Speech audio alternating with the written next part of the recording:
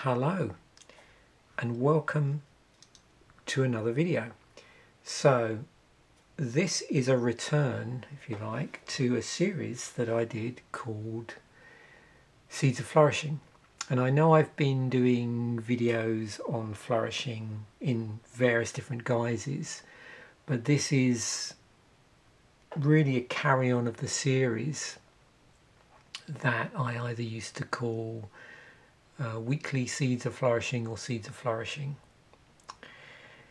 And what this series is going to attempt to do, the framework it's going to work in, is sort of as follows. So in this episode I'm going to be looking at musical discovery from the 2000s, but it's part of a bigger thing I want to be doing weekly, and this could change. It's not always going to be music.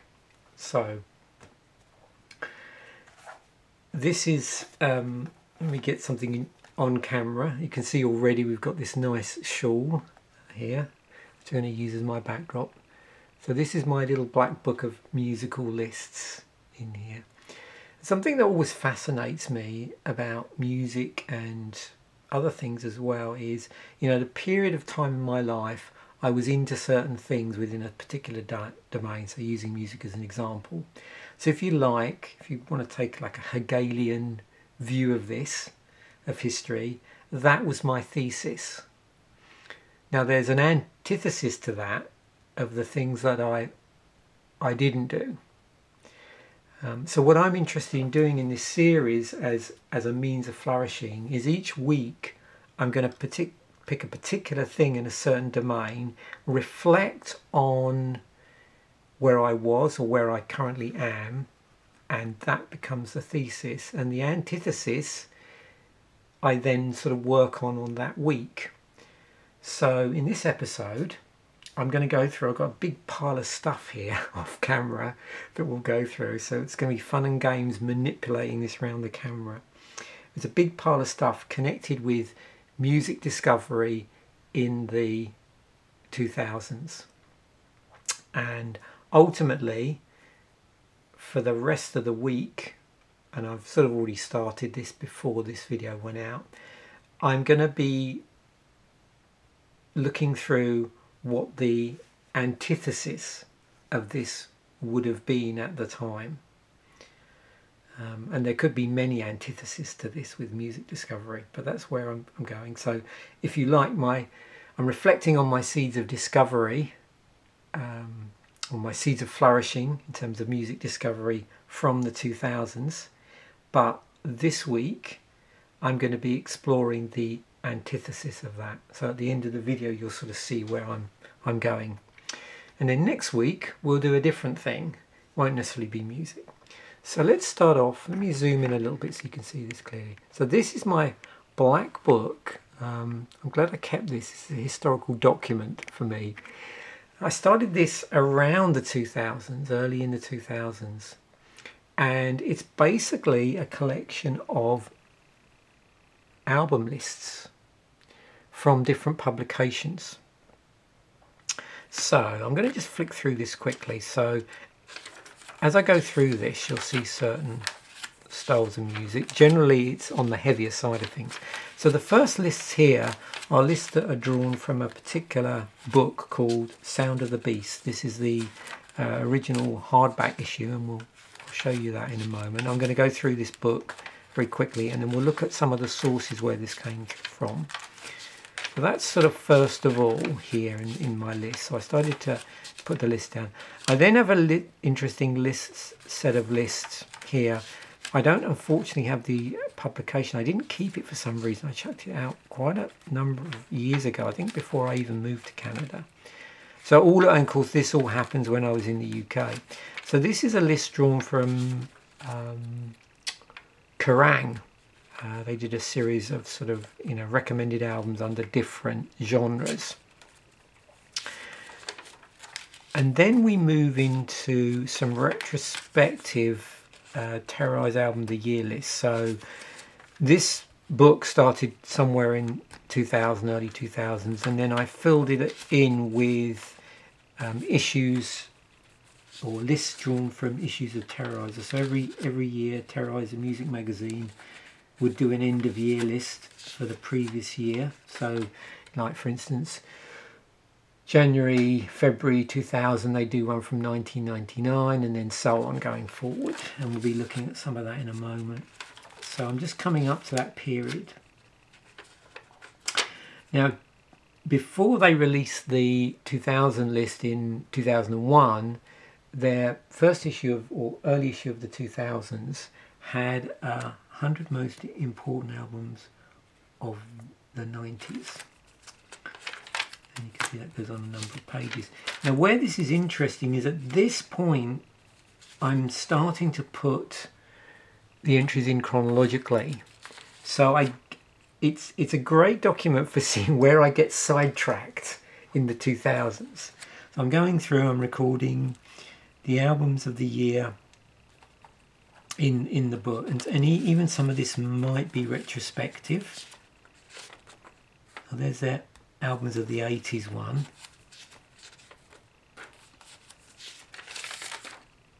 Yep, there we go. That's their punk albums issue.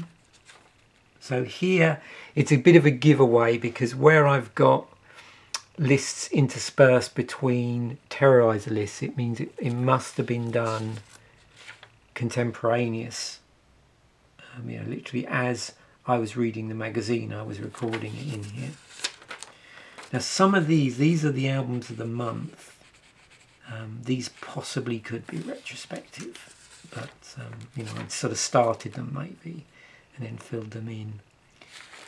But as I get further on, definitely. So here's an interesting thing. So 2003, and then they must have done an issue about true cult underground epic metal. And you can see here, for whatever reason, I didn't fill everything in there. So again, that's maybe an indicator that some of these ones got started and then were retrospectively filled in. But these were filled in as the issues came out. And the other thing to remember here, can be a little bit confusing, this 2004 list would have been from a 2005 issue. So like I say, they do these obviously at the end of the year, at the beginning of the next year in their issues. And then we get this one, which is Heavy Metal, the Music and Its Culture. So at this point I was getting quite interested in the sort of academic study of music, like musicology, and I did. So here's an interesting side branch, ambient music, and I'll show you the book in a moment. I'll go through a lot of the inspirations for these lists, the sources, and for these. Then I obviously must have picked up a copy of the 1001 albums to listen to you before you die, and I was starting to get interested in the period from 76, and also I picked up a Metal Hammer Classic Rock set of issues, and you can see these all started going in. So what was happening here is my predominant source for music recommendations was definitely Terrorizer magazine, but then I start getting interested in backfilling, and obviously I didn't buy all of this stuff. There's ticks against albums that I either already owned or purchased as a result of the list. Then there was a bit of a Doom thing. There was a Terrorizer issue on Doom, and then there's back to me putting entries from this will be the 90s issue of the magazine that Classic Rock and Metal Hammer did.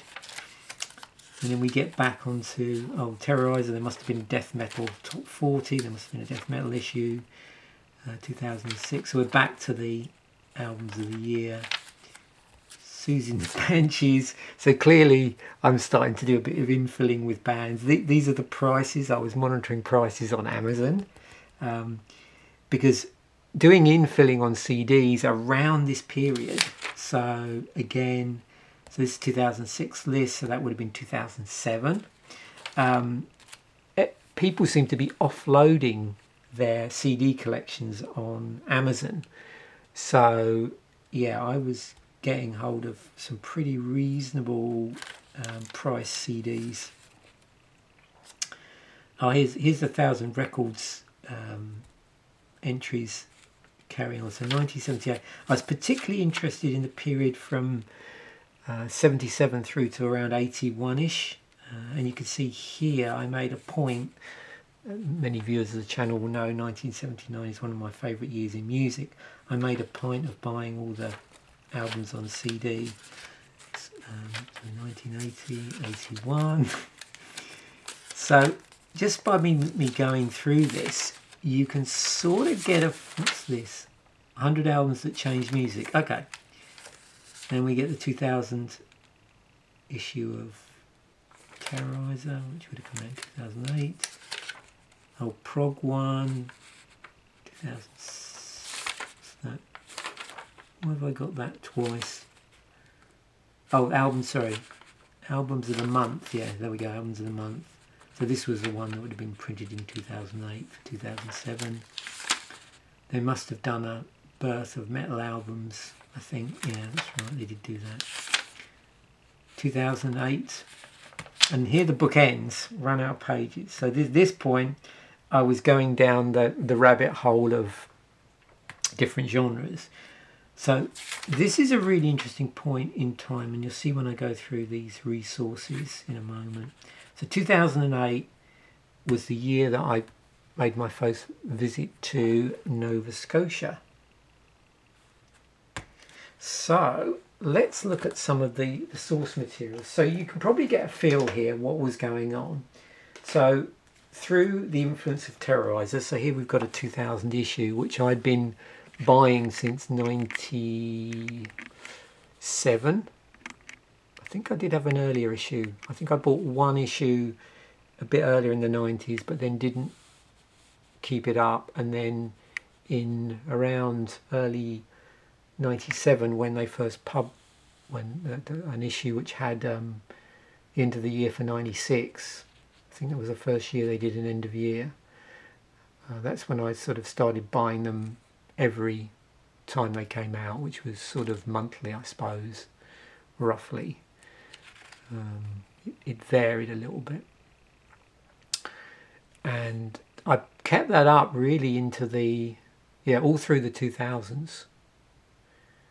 So here we have, and this looks back, this is a writer's poll from 1999. So what happened was, I was reading this, so obviously my my music discovery was very much influenced by this. Now at some point in the 2000s, they also issued this magazine, which is a retrospective look at the 90s. And then that I sort of took a bit of a sidetrack of infilling. So I'm buying 2000 albums, but then I'm infilling with the 90s. And so this issue would be the issue that features the albums of the 2000s. So this is January, February 2001 issue. And if you haven't seen, let me try and find in here where the form that this sort of takes. It doesn't occupy much of the magazine. They used to do like a reader's poll. Oh, here we go. Here's the writer's poll. So number one album for 2000 would be Nile in there. Is that the one? Black Seeds of Vengeance. Okay, and so this is the form it takes. It's literally over this sort of So what's that? 1, 2, 3, 4-page spread. The number on the list did vary over time a little bit, and this is how I discovered these fellas. But if you ask me what was I buying in the 2000s, which this list is looking back to, as it came out, this album. So I had a friend, we used to go to gigs I had a friend once, one of my friends from way back, an old friend that I used to work with, and then we kept in touch after I left the firm I was working for. 2000s was also the period where I was working for myself. But we went up to London to see Halford at the London Astoria.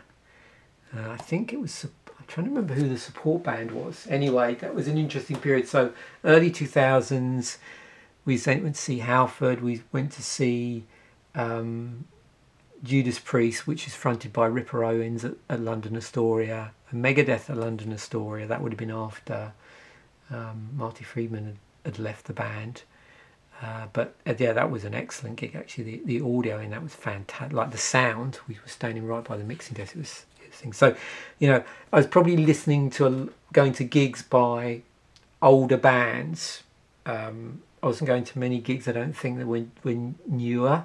I remember we also went to see Sisters of Mercy, who I was big into in the 80s, and that was in London somewhere, and also the Mission and Brighton Concord around that sort of same period.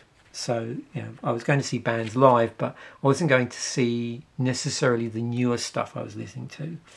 I had bought that near to when it came out, bought that.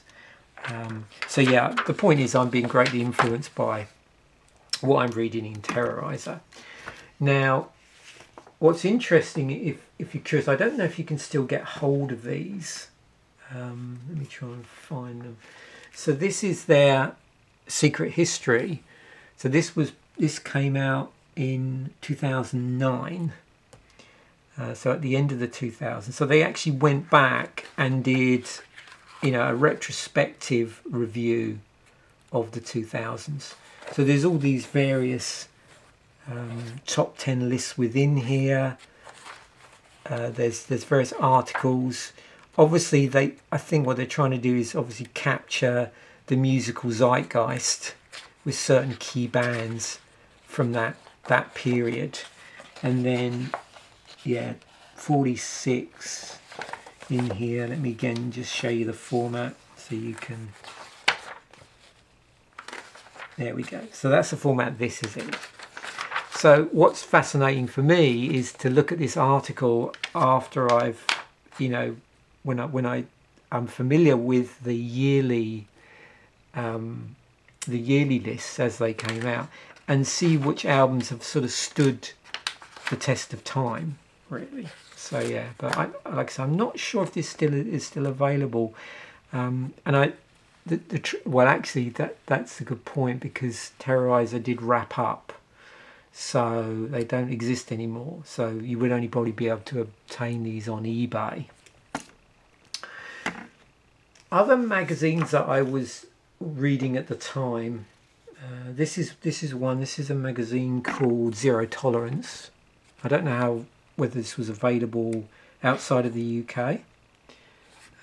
So that's one that was obviously influencing my musical tastes. I'll bring up a couple of or a few magazines sort of retrospectively. So at the end of when did I move? So 2009 into 2010. This is a later issue. I'd picked up a copy of Rock Sound. I don't know why I don't still have it. And what was interesting is that in picking up that copy, it sort of tempered slightly. So the 2000s close off neatly, because by the end of the 2000s, I was definitely starting to stray away from more extreme music and classic rock into more revisiting some of the modern rock stuff I missed. And this was definitely a great influence on that.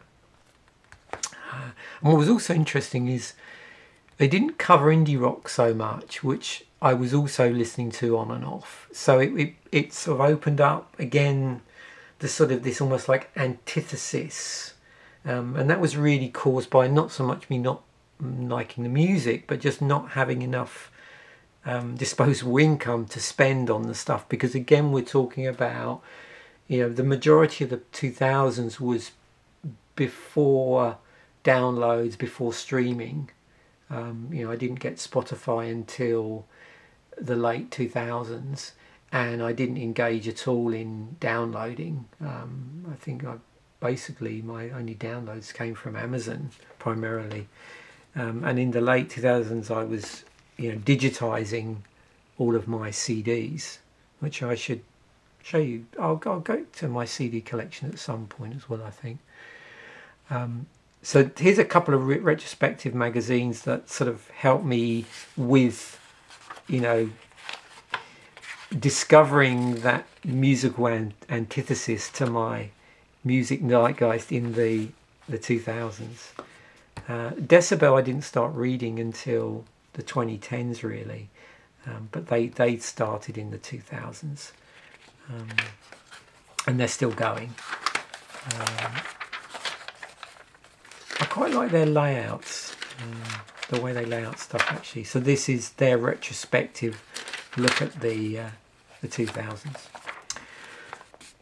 So now I want to talk a little bit about what at the time pulled me away from contemporary extreme music. So early in the 2000s, I think this came out in 2003, and when I went through my black book, this is the first list you saw.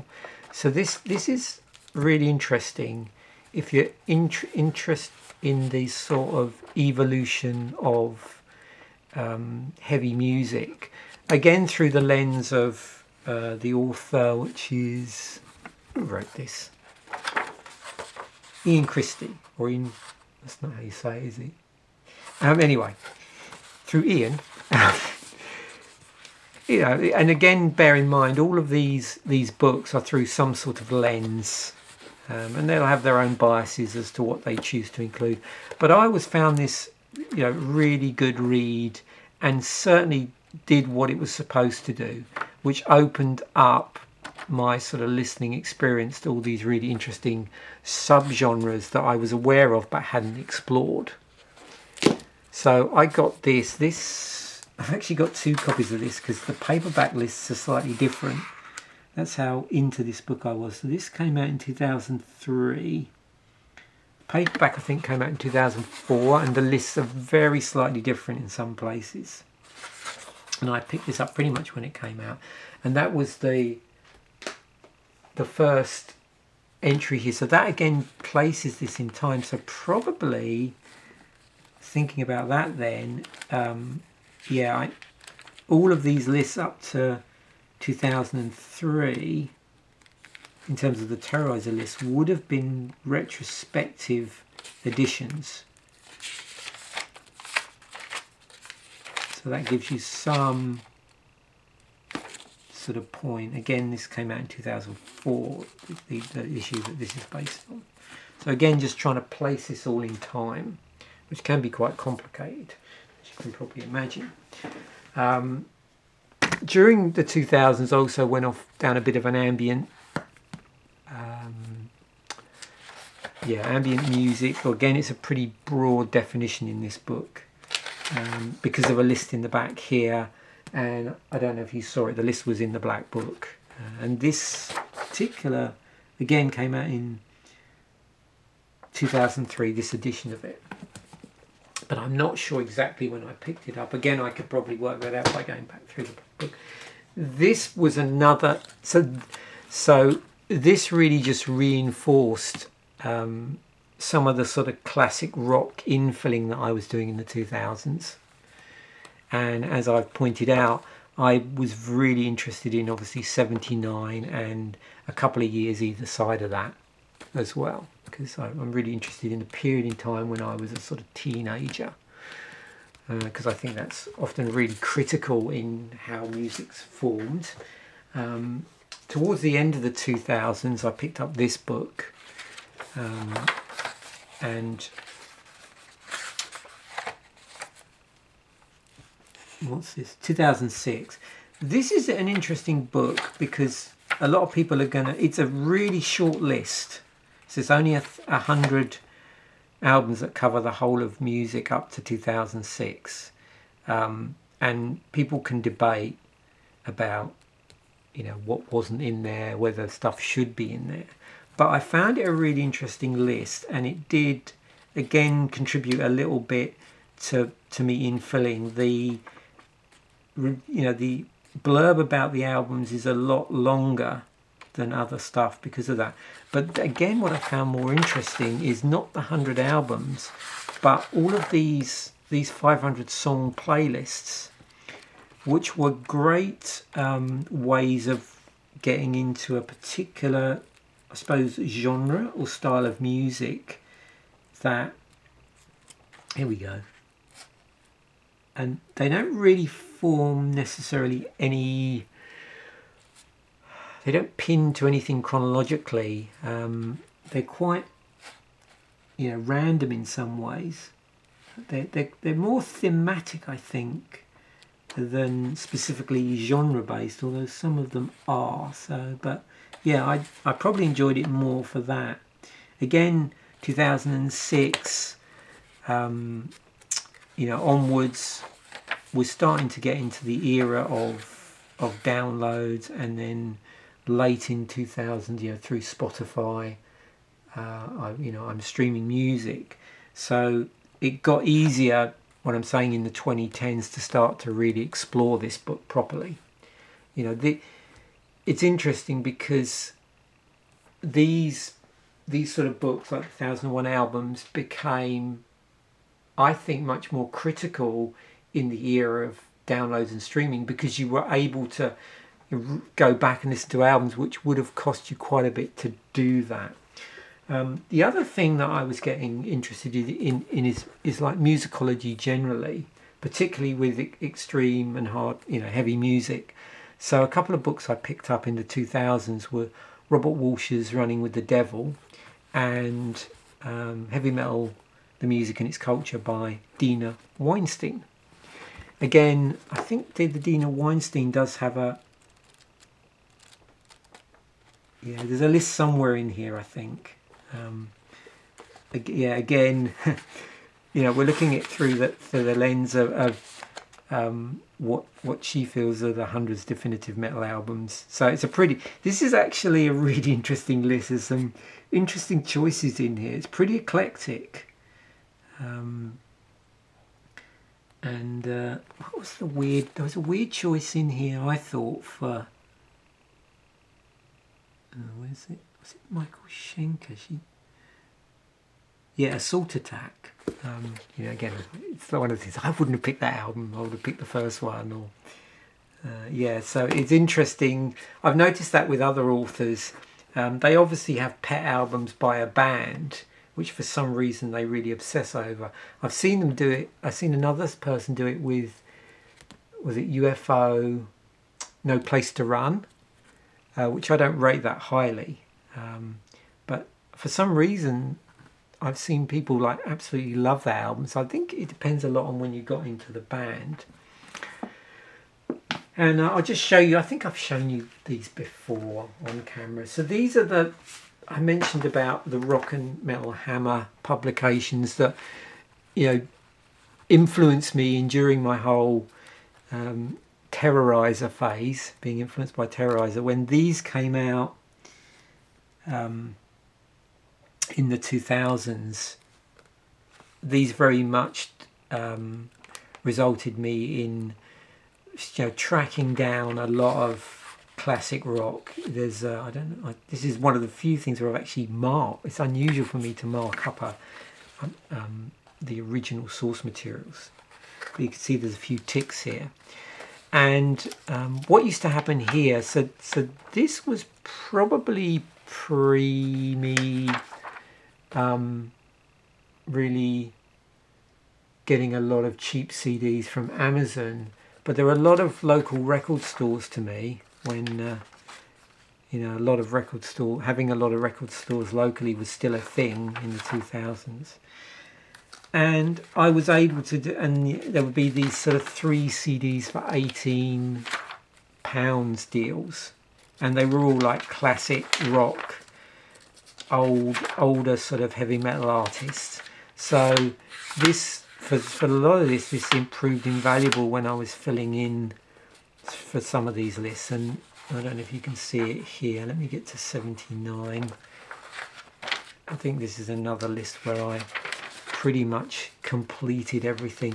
Again, another publication. Yeah, so that was their 79 list. So yeah, thanks to all those local stores doing 3 for $18 or 2 for whatever. It's like £18, £18. I was able to fill this in. And some of these I think I had the CDs for already, like possibly that. Yeah, and a few others. And then finally on this part of the video, another thing that massively influenced my exploration, I've got a big pile of DVDs here. So, 2000s were in the era of the DVDs. So probably you can see by my musical preference in the 2000s, there's no surprise that I have a copy of this. I was quite surprised. This came out, 2005. This came out at the same time. You should check this one out. If you're more into, what would I call it, like old school, like classic heavy metal, this one's really interesting. I'm trying to remember who put it together. I don't know who produced this. It had a little bit of a feel to other. Often when I'd buy I'd buy the odd issue of Classic Rock and Metal Hammer, and they'd come with like free DVDs on them. And some of the interviews on there bear striking relationship to the style of this. So I've got a feeling it might be produced by the same people, but I'm not sure on that. And then in late 2000s, I picked up a lot of these. These were super cheap because they'd been out for quite a while. So that one, I don't know when it came out. So there's the American Hardcore one, because I was listening to quite a bit of hardcore and metalcore and all the cores towards the end of the 2000s. The Get Thrash one and the Riot Girl. So those were really interesting. And then of course there was the ones, and these were more ones that I picked up after the 2000s. So the Global Metal one, same guy that did Headbanger's Journey, Sam Dunn, fellow Canadian. And this one, Metal Evolution, the series. And there's the episode 12 as well, which is more about more extreme music, and you can actually watch that on YouTube. In fact, I suspect these have all been uploaded. So that gives a very long exploration into my sort of music discovery, my musical zeitgeist for the majority of the 2000s, in terms of mainly exposure to music through publications like Terrorizer, and then infilling classic rock stuff and classic metal from the 70s, 80s and 90s through classic rock and Metal Hammer publications. So I've got some vinyl here. So this is vinyl that's been produced contemporaneously, but the albums here, because I wanted to just talk about this and where I'm going for this week. So some other genres that I did get interested in towards the end of the 2000s, and this was in the process of when I was moving to Nova Scotia. So both myself and my wife got really into Explosions in the Sky, and to the fact that when we got married in 2009, it always throws me because we got married and then had to go back to the UK for a while. So it wasn't too long, fortunately. I think from, when was it? We got married in June of 2009, and I arrived in Canada in December. So I was flying backwards and forwards for a period of time. In fact, thinking about it, when did I come over? It's funny because I know, because I was waiting for my visa to get processed, and we're doing the whole spousal sponsor thing. I was rather cautious about getting tied up too much in long-term projects or even taking trips anywhere. So I'm just trying to think. I had a really long trip around the period of when we got married, and then I think, did I come over one more time? I know my wife visited the UK in that period after we got married, and then I came out in December. But yeah, in the lead up to that, we were listening to a lot of this, and when we got married, 2 of the tracks here we played, well actually no, sorry, one of them we played as we came in. I think it's Your Hand in Mine. I wasn't planning on getting these out, and I just wanted to show you actually because these are so nice. Unfortunately it's not a gatefold, but the I don't know if you can see that, the artwork on there is lovely. And this is a weird one. I think this is one of those albums where there's actually, it only uses 3 of the 4 sides on here. Why have I got Autobahn here? Well, this ties into where I'm going this week. So one thing that was definitely almost, what's the word, absent for me a lot in the 2000s was electronic music. I was listening to the odd bits of electronic music and ambient, but in terms of what you might call like mainstream electronic, like pop electronic music, not so much. I was listening to a lot of Depeche Mode in the 80s and the 90s and other bands in the 80s and the 90s, but not so much in the 2000s. And I just wanted this album on here because this is my first, probably my first exposure to an electronic band would have been Kraftwerk. Again, this album's been bought years later. It's got the, there's a number of different versions of the covers on here. This would be, let me just show you the inner artwork. So this is probably a piece of artwork that some people might be more familiar with on some issues of the album. And I won't pull it out. There's a little booklet there. What was interesting is I completely missed out on Air really until the late 2000s.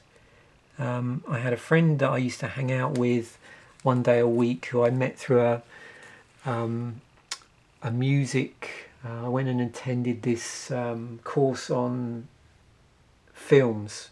It was like a adult education course run by the Workers' Educational Association, I think they're called. It's a really good body in the UK. If you want to, if anybody watching this video lives in the UK and wants to find sort of cheap, short courses about really interesting things, I did a really good one on film theory, and as a result of that, made loads of friends, a lot of older friends actually that were considerably older than me. Because at the time it was during the day, and the only reason why I was able to go was I was working for myself. So a lot of the people who attended those were retired. But yeah, I made loads of really interesting friends. And one in particular, we used to hang out in the week on, I think it was a Wednesday morning, and listen to music and watch old films. And Air was one he used to listen to a lot. And I completely missed this band when they came out, really, although they were in the charts in the UK. So that sort of represents a band or a style of music that I didn't really listen to much in the 2000s. Believe it or not, I didn't really listen to much of this particular band, the White Stripes. My wife's a big fan of the White Stripes. She has an interesting story about the time they came to Nova Scotia. And I think they were doing that tour of Canada, and then wanting to play on the top of the library or something. Beatles style. So yeah. So this came out in 2001. So although I did buy a video featuring the music video production of what's the one with the Lego in it? Yeah, anyway, I've got a number of videos about different music video producers, and so that's the only tracks I'm probably aware of, is the ones that had really interesting videos, but didn't really go down a White Stripes rabbit hole. But I have now a piece of White Stripe vinyl in the house. I mean, my wife's got a number of White Stripe albums. Black Keys, another band, didn't really explore in the 2000s.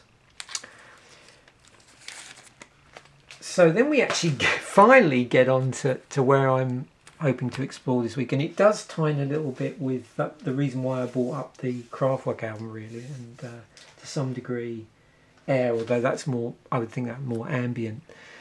So when I came over in 2008 to Nova Scotia for the first time, so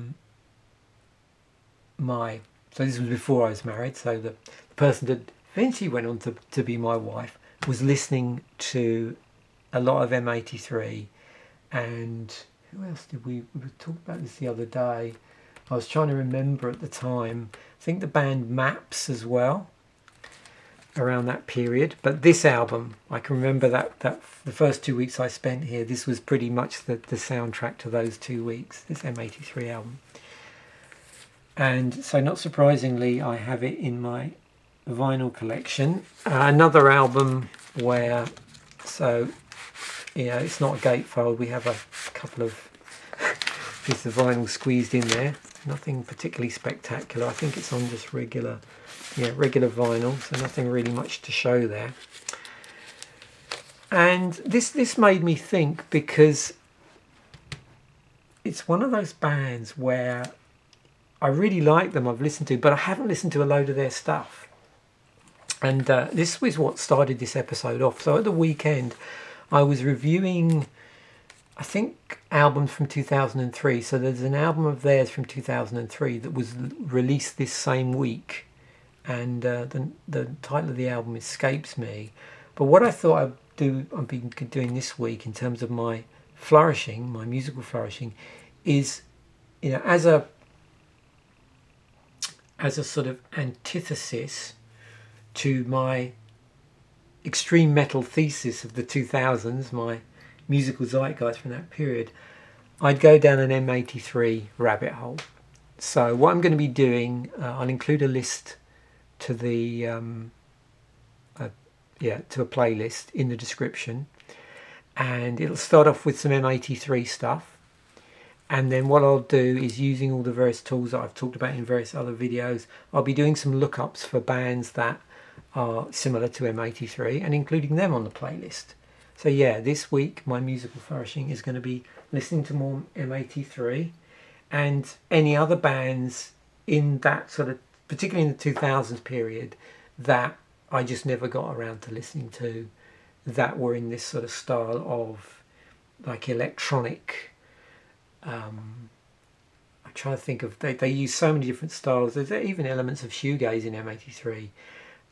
The other period where I got interested in them again is they did the soundtrack to Oblivion as well. So yeah, but I never quite tipped over. So I'm definitely going to be going through their back catalogue from the 2000s.